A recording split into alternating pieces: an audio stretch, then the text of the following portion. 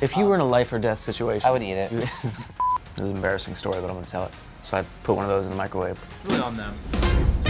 Hey eater, it's us, the Jonas Brothers, and we're here in New Jersey at one of our favorite restaurants, the iconic Belmont Tavern. Let's do lunch. All right. Hey there. You grew up not too far from here in Wyckoff, right? What's your connection to this place? This place is extremely special to my father-in-law. He brought me here for the first time. It's called the Belmont Tavern. Iconic. It is iconic, and the musical history it has with Frankie Valli and the Four Seasons, so many different doo-wop groups. So the first time I came here, it was like a blast from the past, but the food is exceptional. So brought the guys here for the first time, and we actually ended up shooting our cover of our album right there in that corner. So the title, Greetings from Your Hometown, is all about getting back in touch with our roots, and it's sort of a love letter to our hometown, our home state. And as three guys from New Jersey, places like this are a true reminder of home.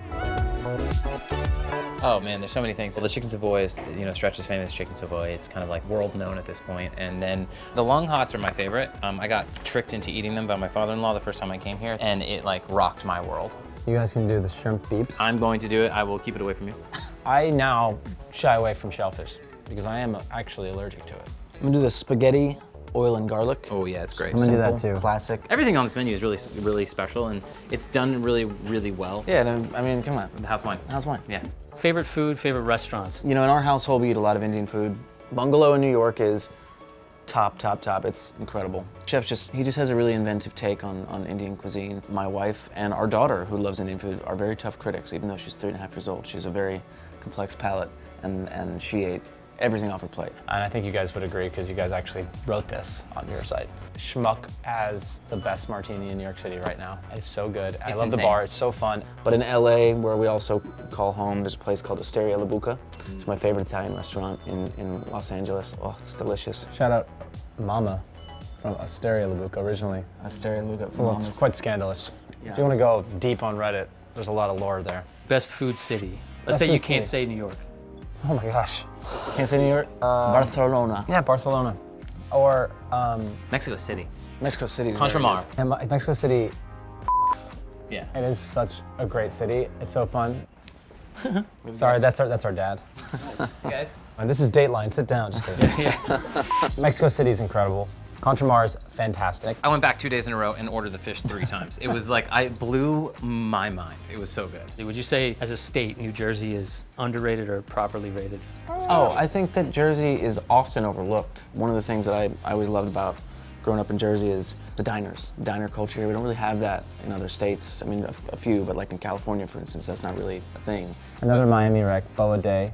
They have a sister restaurant called Walrus Rodeo, so if you can't get into Boa Day, you go to Walrus Rodeo and the pizza's bomb. In Texas, in Fort Worth. Oh yeah, shout out to our homie, Tim Love. Tim Love, Lonesome Dove. It's an experience that you have to have. Who's the biggest foodie? Joe. Joe. For sure. Who's the pickiest eater? Kevin. I would disagree, but we I just don't eat fruit. That's the only thing I don't eat. Everything else I He eat. doesn't eat. He doesn't eat a lot of stuff. What? Okay. If our dad was here, he would take the cake. Give me a vegetable, I'll eat it. Do you like beets? I love beets. I love beets too. You don't like beets. I love beets. Oh. Remember that? He hates beets. This guy hates beets. Biggest sweet tooth? Me. Kevin. Who has the weirdest, the most annoying eating That's a habit? good question. I have an annoying one. I'll admit it, but I do carry like little packets of A1 sauce in my bag.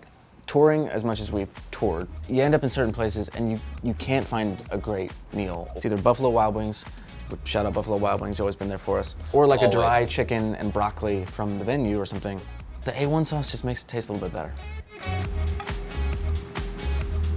Who's the most likely to travel for food? It's Joe. Definitely And Joe, it's because it starts in the morning with coffee, right? Like, he will not go to whatever coffee shop is downstairs. Like, what's the farthest you think you've ever traveled for a good cup of coffee in a city that we're there for touring? An hour? Give or take, yeah. So who's the most adventurous eater? I think Nick probably is probably the most adventurous. Actually, there's nothing that I wouldn't try. I'm not a huge fan of cottage cheese just as it is, but paneer is one of my favorite things, and it's literally cottage cheese, just, prepared differently. So that was the only thing up until now. Now I'm like, I think I'm good with just about everything.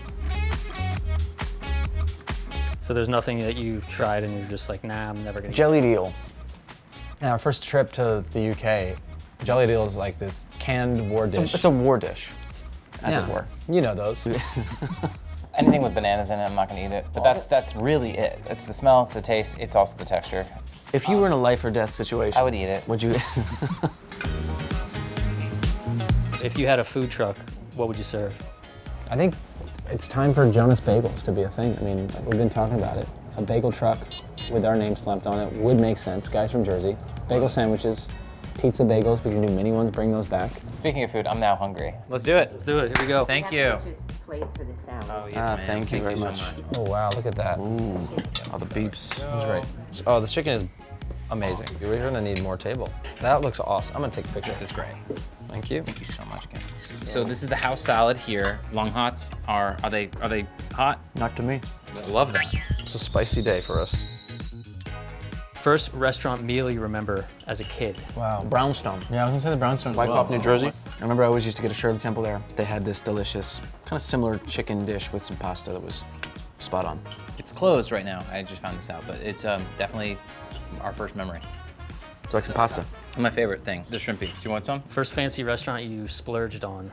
We were able to rent out John's Pizza in Times Square, and at the time we'd go there and we threw our album release party there. To be able to afford to rent out a restaurant for the people that worked so hard for us for so many years, that was a big moment for us. It's so good, isn't it? It's like, Chicken Savoy. yeah, for the win. Hats off, chef. First family vacation?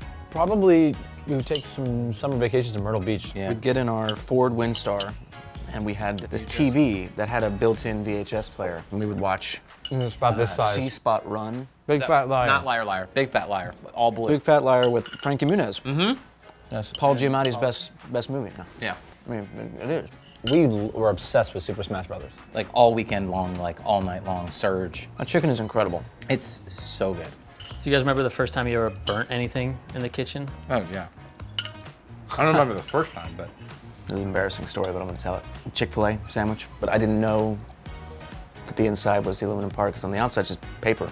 So I put one of those in the microwave. It's really on them, to be honest. So the thing blew up, basically. What movie is that? That happens on the airplane? Just friends. Just Friends. Thank you. Anna Faris takes down the plane. Great movie. I have a great idea. What if on our way to Paris we stop up in Ireland and find out where you two live? First celebrity you met that you felt starstruck?